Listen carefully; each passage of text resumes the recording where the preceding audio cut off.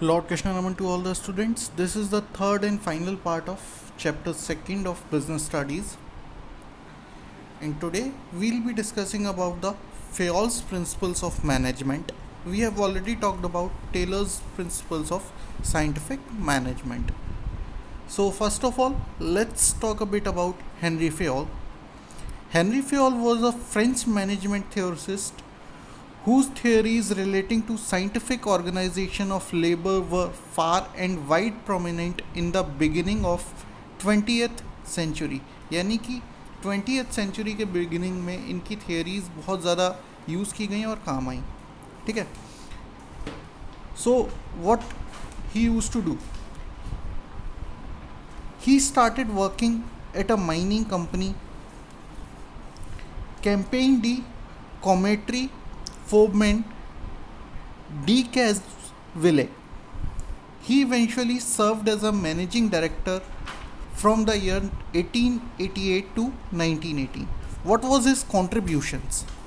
Okay, so Henry Fayol is also known as the father of general management. Yes, Henry Fayol is known as the father of general management. Fayol's administrative theories focus on managerial efficiency by controlling the production cost. His main focus was to control the production cost. Okay. He was the first person to identify the 4 functions of management. Remember, there is no staffing. There are only 4 functions: planning, organizing, directing and controlling. Staffing was added later on. Here he emphasized on specific activities that managers should carry out, namely plan, organize, command, coordinate and control. Okay, so these were the things that Fayol basically focused on. He suggested that all the activities of an industrial enterprise should be possibly divided into various sections, namely technical, commercial, financial, security, accounting and managerial. These all should be the sections of management. Okay. So now let's move on to his principles. There are 14 principles. So let's talk about the first principle, that is division of work. You don't need to see the whole theory, you just need to see the diagram that is given. Okay, so let's first define it. The intent of division of work is to produce more and better work for the same effort. Specialization is the most efficient way to use human effort. यानी कि Henry Fayol का मानना था कि जो भी लोग हमारे पास हैं तो स्पेशलाइज लोगों को हम स्पेशलाइज जो भी जिस चीज़ में वो स्पेशलाइज करते हैं वही वर्क दें, तो इससे क्या होगा कि उतने ही एफर्ट में हमें बेटर रिजल्ट्स मिलेंगे. ओके, तो अगर हम बात करें कि इसके इफ़ेक्ट्स क्या क्या हुए, अगर हम लोग अप्लाई करते हैं principles of division of work की अगर हम बात करते हैं तो इसके इफ़ेक्ट्स क्या क्या हुए. इट लीड्स टू स्पेशलाइजेशन, यानी कि एक स्पेशलाइजेशन की तरफ ले जाता है आपको. Increases the work efficiency and effectiveness, यानी कि ये एफिशिएंसी और इफेक्टिवनेस को बढ़ाता है काम में. Next is ensures optimum utilisation of resources, यानी कि यहाँ पे जितनी भी हमारे पास रिसोर्सेज हैं उनका फुलर यूटिलाइजेशन यानी ऑप्टिमम यूटिलाइजेशन होता है. Reduces the need of supervision, यहाँ पे सुपरविजन की ज़्यादा ज़रूरत नहीं होती क्योंकि हमने काम को डिवाइड कर रखा होता है लोगों में और स्पेशलाइज्ड लोगों को स्पेशलाइज्ड वर्क्स दिए होते हैं. Next is discipline. In simple words the term discipline means obedience and organisations rule and regulations, यानी कि हमें डिसिप्लिन से काम करना चाहिए, यानी कि ऑर्गेनाइजेशन के रूल्स एंड रेगुलेशंस के हिसाब से काम करना चाहिए. ठीक है, तो अगर हम बात करते हैं कि हेनरी फेयोल ने इसको कैसे डिफाइन किया. Discipline requires good supervision at all levels, clear and fair agreements and judicious application of penalties, यानी कि अगर कोई व्यक्ति सही से काम नहीं करता है तो उस पर सही एक पेनल्टी भी लगानी चाहिए. ठीक है, इफ़ेक्ट्स बात करते हैं. यहाँ पे आपको कुछ इफ़ेक्ट्स दिख रहे होंगे कि अगर हम इनको वायलेट करते हैं तो ये आप खुद से पढ़ें. मैं आपको सिर्फ वो बताऊँगा कि अगर हम सही से एप्लीकेशन करते हैं इनकी तो क्या इफ़ेक्ट होगा. Okay, effects of application of principles of discipline leads to systematic working of an organisation, यानी कि हमारा जो ऑर्गेनाइजेशन है वो सिस्टमेटिक रूप में चलेगा. Ensures efficient and effective realisation of goals, यानी कि हमारे गोल्स इफेक्टिवली और एफिशिएंटली पूरे होंगे. Promotes well defined flow of communication through scalar chain. Scalar chain हम लोग अभी आगे पढ़ेंगे क्या होता है, तो उसके बारे में मैं आपको यहाँ पे नहीं बता रहा हूँ. तो ये क्या करता है कि स्कालर चेन के थ्रू कम्युनिकेशन को बहुत बेटर तरीके से चलाता है. Develops the sense of commitment both among workers and management, यानी कि ये कमिटमेंट का जो सेंस है वर्कर्स और मैनेजमेंट के बीच में एक डेवलप कर देता है. क्यों? क्योंकि सब लोग अपना डिसिप्लिन से काम कर रहे होते हैं. Next is authority and responsibility. What is authority and what is responsibility? Okay, so according to Henry Fayol, authority is the right to give orders and obtain obedience, and responsibility is the corollary of authority. यानी कि जो authority है वो आप किसी को उसके through order दे सकते हैं और उनको मानने के लिए किसी को बाध्य कर सकते हैं या बोल सकते हैं. और रेस्पॉन्सिबिलिटी क्या है? यानी कि आपको दिए गए ऑर्डर्स को सही से पालन करना, वो क्या है? रेस्पॉन्सिबिलिटी. या जो आपको ऑर्डर्स दिए गए हैं उनको पालन कराना, वो आपकी क्या है? Responsibility. Okay, so now let's see what are the effects of application of principles of authority and responsibility. So the first one is minimizes misuse of authority. यानी कि जब हमारे ऊपर रेस्पॉन्सिबिलिटी भी हो और अथॉरिटी भी दी गई हो किसी चीज़ की, तो हम लोग मिसयूज़ नहीं कर पाते हैं अपनी अथॉरिटी का, क्योंकि हमारे ऊपर से भी हमें कोई देख रहा है. Next is ensures efficient and effective realisation of goals. यानी कि जब आपको कोई रेस्पॉन्सिबिलिटी दी जाती है तो आपको ये पता होता है कि आपको क्या गोल अचीव करना है. यानी कि अगर मान लीजिए आप एक कंपनी में वर्क करते हैं, आपको एक रेस्पॉन्सिबिलिटी दी गई कि आपको 10 दिन में कोई चीज़ पूरी करनी है, तो क्या होता है, आप उस गोल के लिए इफ़ेक्टिवली और एफिशिएंटली, यानी कि कम से कम पैसे में और within the targeted time उसको अचीव करने की कोशिश करेंगे. Next is it is easy to impose accountability. यानी कि जिसको रेस्पॉन्सिबिलिटी दी गई या जिसको अथॉरिटी दी गई उसकी ही अकाउंटेबिलिटी बनती है, यानी कि उसका ही उत्तरदायित्व बनता है अगर कोई भी कंपनी में बात होती है या कुछ गड़बड़ होती है. Next is ensures smooth working of organization. यानी कि इससे क्या होता है कि अथॉरिटी और रेस्पॉन्सिबिलिटी फिक्स करने से हमारा जो वर्किंग है ऑर्गेनाइजेशन का वो बहुत स्मूथ हो जाता है. Next is unity of command.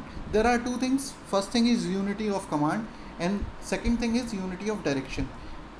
It is quite confusing for some time, but I'll explain it to you in a better manner. Okay, so according to Fayol, there should be one and only one boss for every individual employee. यानी कि एक employ को जो instructions दे वो एक ही boss होना चाहिए. यानी कि 4 लोग एक आदमी को इंस्ट्रक्शंस ना दे रहे हो जिससे वो कंफ्यूज हो जाए. Okay, so now let's talk about the effects. Okay, so effects of application of principles of unity of command. It leads to systematic working of an organisation. यानी कि अगर एक लाइन से आपके पास यूनिटी ऑफ कमांड, यानी कि एक ही लोग से आपके पास ऑर्डर्स आ रहे होंगे या एक ही लोग को आपको रिपोर्ट करना है, तो क्या होगा, आपका जो सिस्टमेटिक जो वर्क है वो प्रॉपरली या सिस्टमेटिकली चलेगा पूरा. Next is increases efficiency and effectiveness of superior and subordinate. यानी कि जो सुपीरियर है उसको पता है कि मेरा सबॉर्डिनेट यानी कि मेरे अंडर में कौन वर्क कर रहा है, और जो सबॉर्डिनेट है उसे पता है कि मेरे को किसको रिपोर्ट करना है या मेरे को किससे ऑर्डर लेने हैं. Next is facilitates coordination and communication. यानी कि जब हमें पता है कि हमें किसको रिपोर्ट करना है और हमें किससे ऑर्डर्स लेने हैं, तो उससे क्या होगा कि हमें पता है किसके साथ मिलके हमें काम करना है और किसको हमें चीज़ों को कम्युनिकेट करना है, तो वो इजी हो जाता है. Next is easy to fix responsibility for mistakes. यानी कि एक व्यक्ति अगर आपको इंस्ट्रक्शंस दे रहा है और एक व्यक्ति अगर आपसे इंस्ट्रक्शन ले रहा है, तो आप इजीली उसकी रेस्पॉन्सिबिलिटी फिक्स कर सकते हो. Next is unity of direction.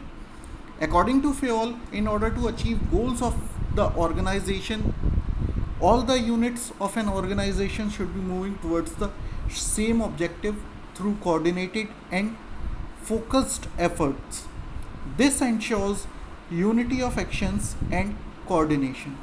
यानी कि इसका मतलब क्या है कि अगर हम लोग बात करें तो जो भी हमारे एफर्ट्स हों वो एक ही डायरेक्शन में हों, यानी कि कंपनी में जो भी लोग काम कर रहे हैं उनके जो एफर्ट्स हों वो एक ही डायरेक्शन में हो। इसका मतलब क्या है, each group of activities having the same objective must have one head and one plan. यानी कि अगर आपके अंडर में 10 लोग काम कर रहे हैं तो 10 के 10 का जो डायरेक्शन हो वो क्या हो, सेम हो, यानी कि वो सारे एक ही गोल की तरफ वर्क कर रहे हों। ठीक है, अब हम लोग बात कर लेते हैं इफेक्ट्स की। तो फर्स्ट इफेक्ट क्या है, leads to systematic working of an organisation, यानी कि इससे हमारी जो ऑर्गेनाइजेशन है वो सिस्टमेटिक वे में चलती है। Next is increases work efficiency and effectiveness, यानी कि यहाँ पे भी हमारे काम की एफिशिएंसी और इफेक्टिवनेस बढ़ जाती है क्योंकि सारे लोगों का गोल एक ही होता है, यानी कि जो कंपनी का मेन ऑब्जेक्टिव है, कंपनी का मेन गोल है, तो वही गोल सारे जो एम्प्लॉयज़ हैं वो भी फॉलो करते हैं। Next is facilitates coordination and communication, इससे क्या होता है कि अगर सब लोगों का गोल एक ही है तो कोऑर्डिनेशन भी बेटर रहेगा क्योंकि सबके अलग अलग गोल्स नहीं हैं। ठीक है, और कम्युनिकेशन भी बेटर रहेगा, एक दूसरे से कोई जेलसी नहीं होगी। Next is easy to fix responsibility for mistakes, that's common in almost in every principle. Okay, let's move on to the next one, that is subordination of individual interest to general interest. इसका मतलब क्या होता है कि जो हर व्यक्ति के अपने इंटरेस्ट होते हैं, हर व्यक्ति अपना इंटरेस्ट लेके ऑर्गेनाइजेशन में आता है, किसी को पैसा चाहिए, किसी को प्रमोशन चाहिए, किसी को पावर चाहिए। ठीक है, तो सारे लोगों के जो इंटरेस्ट हैं उनको सबऑर्डिनेट करके पहला उनका जो मेन ऑब्जेक्टिव है वो किस पे लेके आना, वो लेके आना जो ऑर्गेनाइजेशनल ऑब्जेक्टिव हैं उन पे।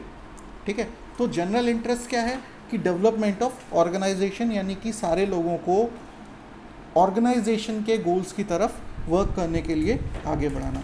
तो इसके इफ़ेक्ट्स क्या हैं, help to curb undesirable behaviour of employees, यानी कि क्या होता है कि कई बार जब एक एम्प्लॉय अपने ही बारे में सोचता है तो वो ऑर्गेनाइजेशनल गोल्स को कहीं पीछे छोड़ देता है।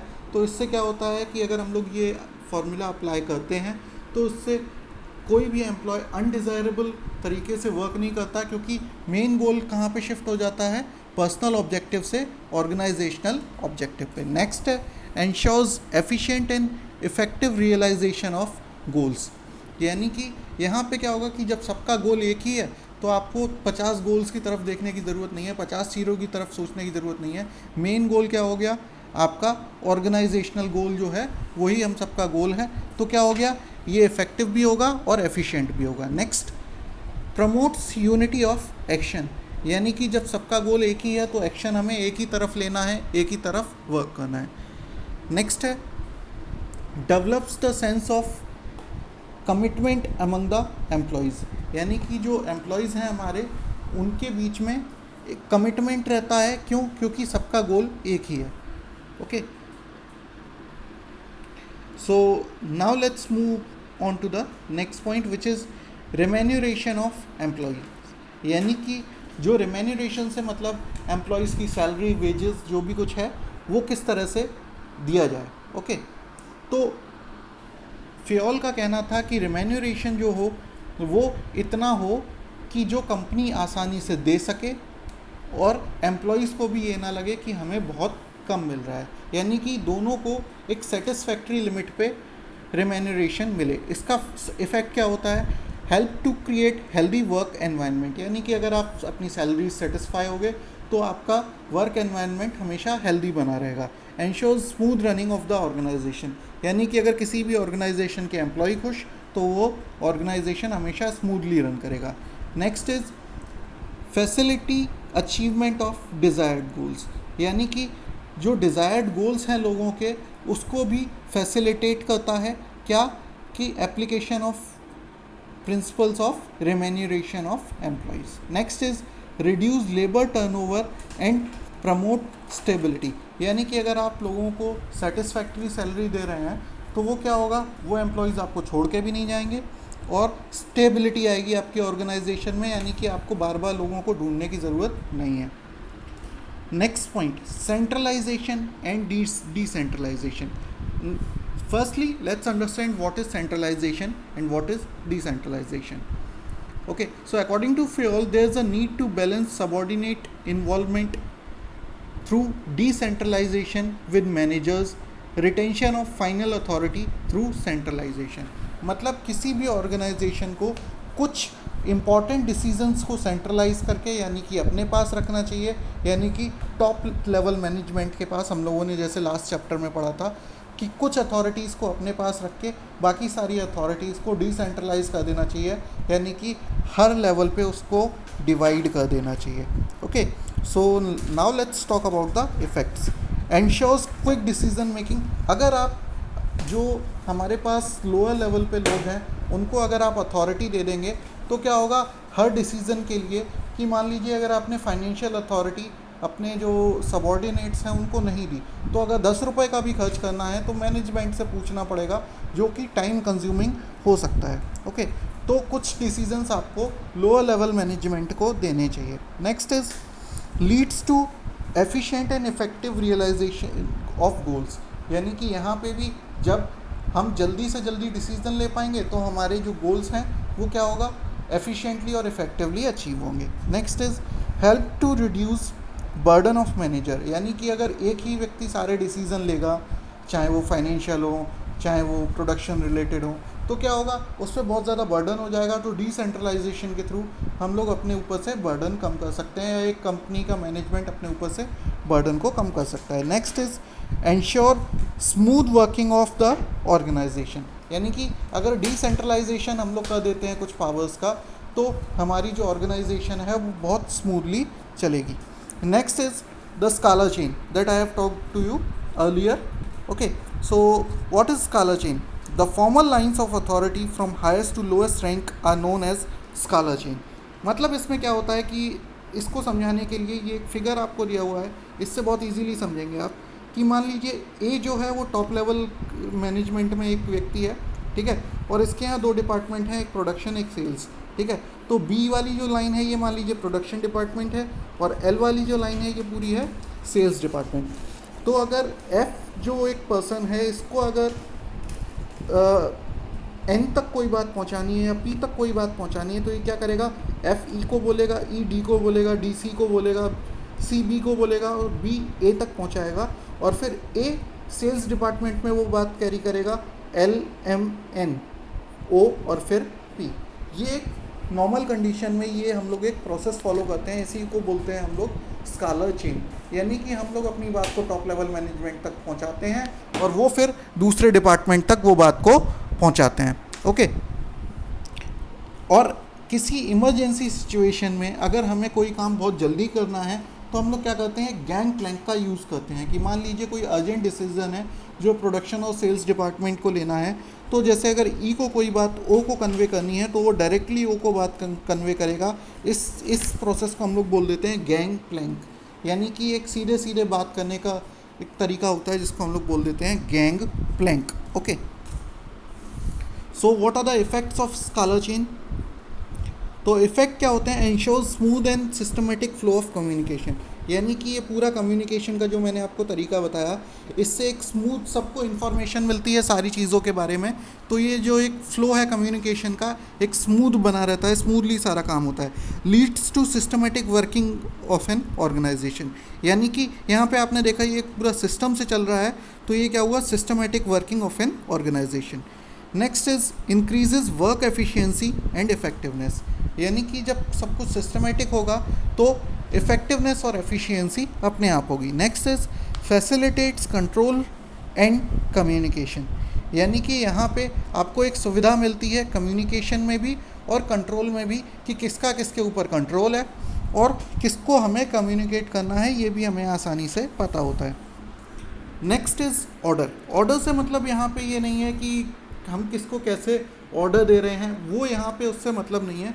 यहाँ पे ऑर्डर से मतलब है कि कोई चीज़ कहाँ रखनी है उसका ऑर्डर फिक्स होना चाहिए. ठीक है. According to Fayol, the practice of a place for everything and everything in its place should be followed within every organization. यानी कि एक चीज़ का निश्चित स्थान होना चाहिए कि जो चीज़ आप जहाँ से उठाएं वहीं रखें। तो इस ऑर्डर का मतलब ये नहीं है कि हम किसी को ऑर्डर दे रहे हैं, इस ऑर्डर का मतलब ये है कि किसी भी चीज़ को जहाँ से लें वहीं पे रखें, या एक किसी भी चीज़ की एक जगह फिक्स करना, ठीक है। तो इससे क्या होता है, इससे ये होता है कि हमारा जो चीज़ हमें पता है कि एक किसी चीज़ की जगह फिक्स है, तो हम उसको जल्दी से जल्दी वहाँ से उठा सकते हैं और जल्दी से जल्दी वहाँ रख सकते हैं। इससे हमारे टाइम बहुत सेव होता है, टाइम और एफर्ट दोनों ही सेव होते हैं इनफैक्ट, ठीक है। इफेक्ट्स देखते हैं। It leads to smooth and systematic working of an organisation.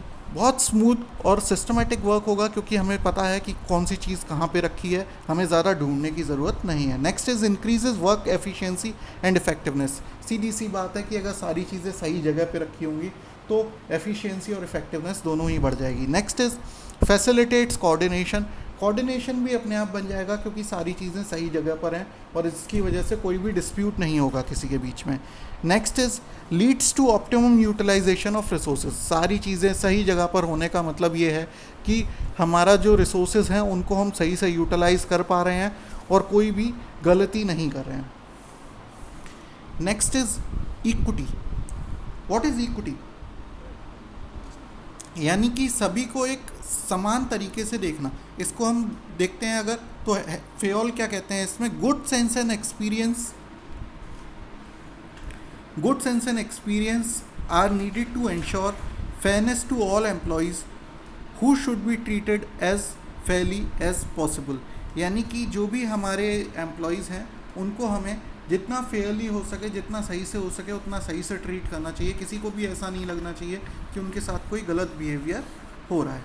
Okay, तो अगर हम बात करें कि इसका इफ़ेक्ट क्या होता है, कि अगर हम लोग इक्विटी का जो इफ़ेक्ट है वो फॉलो करते हैं, it ensures loyalty and devotion. यानी कि अगर आप अपने एम्प्लॉयज़ के साथ अच्छे से बात करेंगे, अच्छे से वर्क करेंगे, तो क्या होगा कि सभी लोग आपके लिए लॉयल रहेंगे और डिवोट रहेंगे। यानी कि आपके प्रति हमेशा उनकी एक लॉयल्टी बनी रहेगी। Next is leads to efficient and effective realisation of goals. बिल्कुल सही बात है कि अगर आप अपने एम्प्लॉयज़ से अच्छे से बात कर रहे हैं तो क्या होगा, आपकी जो भी गोल्स हैं वो इफ़ेक्टिवली और एफिशिएंटली अचीव होंगे। Next is enhances the job satisfaction of employees. अगर आप सबको इक्वली ट्रीट करेंगे, इक्वली से मतलब ये है कि जिसको जैसा ट्रीट करना चाहिए उसको उतना अधिकार दें, तो उससे क्या होगा कि किसी भी एम्प्लॉय में जॉब सेटिस्फेक्शन बना रहेगा और वो कभी भी ऑर्गेनाइजेशन को छोड़ के जाने की नहीं सोचेगा। Next is helps to create cordial relationship and healthy work environment. यानी कि इससे क्या होता है कि एक रिलेशनशिप एम्प्लॉय और एम्प्लॉयर के बीच में अच्छा बना रहता है और एक वर्क एनवायरनमेंट बहुत हेल्दी रहता है। Okay, so let's move on to the next point, which is stability of personnel. It is nothing but giving time to your employees. यानी कि किसी भी एम्प्लॉय को बहुत जल्दी में नहीं निकालना। यानी कि कई ऑर्गेनाइजेशंस होती हैं जो किसी भी एम्प्लॉय को 6 महीने या 1 साल में निकाल देती हैं, तो ऐसा नहीं करना।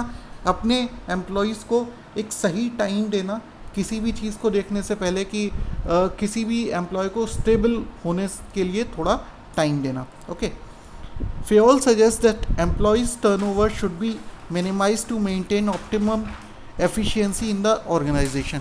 इसको एक एग्जांपल से समझते हैं कि मान लीजिए आज हमारे पास 10 वर्कर्स थे और उसमें से मैंने 3 को निकाल दिया, तो जो वो 3 काम समझे हुए थे, क्या हुआ कि हमें नए वर्कर्स रखने पड़े जो वो काम को नहीं समझे हुए थे और उनको हमें फिर से काम समझाना पड़ेगा। तो वो क्या होगा, हमारे लिए वेस्ट हुआ ना वो time. Okay, so now let's move on to the effects of application of principles of stability of personnel.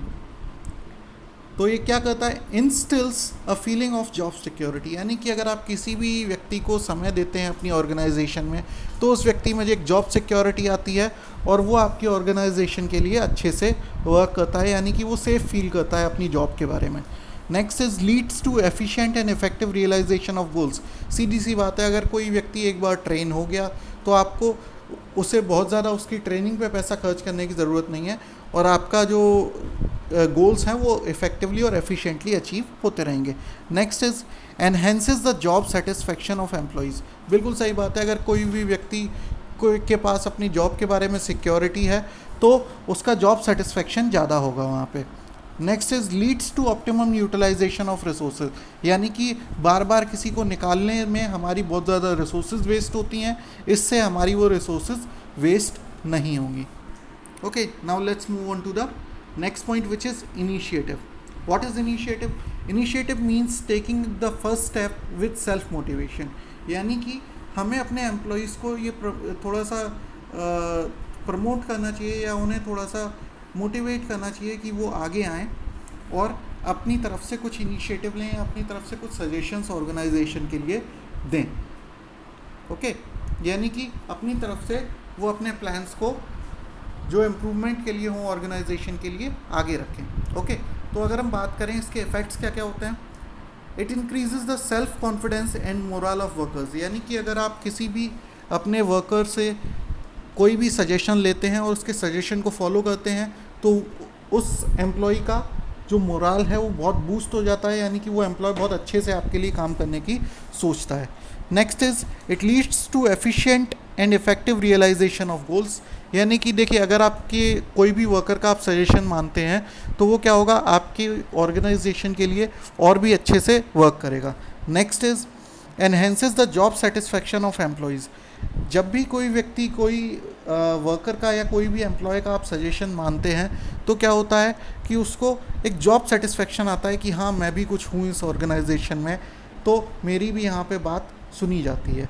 Next is helps to develop a sense of belongings towards the organization, वही बात जो मैं अभी आपको बता रहा था, यानी कि वो ऑर्गेनाइजेशन को अपना मानने लगता है, यानी कि अपनेपन से उस ऑर्गेनाइजेशन के लिए वर्क करता है. Next is helps to create cordial relationship and healthy work environment, यानी कि जब भी देखिए सबसे बड़ी चीज़ होती है कि कम्युनिकेशन अगर एम्प्लॉयर और एम्प्लॉय के बीच होता रहे तो उससे एक रिलेशनशिप बहुत अच्छी बनती है और जो वर्क एनवायरनमेंट होता है बहुत हेल्दी हो जाता है. ओके, सो इनका लास्ट पॉइंट है फियोल का, which is aspirate D corpus. It is nothing but coordination in different way, यानी कि हमें एक दूसरे के साथ मिलके काम करना है, एक दूसरे को पीछे छोड़ के काम नहीं करना है. Okay, so what is the definition? Management should promote a team spirit of unity and harmony among employees, यानी कि यूनिटी और हारमनी को हमको डेवलप करना है एम्प्लॉयज़ में. A manager should replace I with we in all his conversations with workers so as to promote a feeling of togetherness and team work, यानी कि अगर कोई भी चीज़ अचीव की है किसी ऑर्गेनाइजेशन ने तो मैनेजर को क्या करना चाहिए, ये नहीं बोलना चाहिए कि मैंने अचीव किया, उसे बोलना चाहिए हमने अचीव किया. Okay, so now let's move on to the effects. So what are the effects? It helps to develop a feeling of trust, team spirit and harmony, यानी कि एक दूसरे के साथ टीम स्पिरिट में काम करने की, जब भी हम लोग मैं की जगह हम यूज़ करेंगे तो एक टीम स्पिरिट अपने आप आ जाती है और एक ट्रस्ट अपने आप डेवलप होता है कि हमारा मैनेजर हम पे ट्रस्ट कर रहा है, और एक हारमनी यानी कि एक पीस बना रहता है, यानी कि एक अच्छी फीलिंग बनी रहती है ऑर्गेनाइजेशन के बारे में.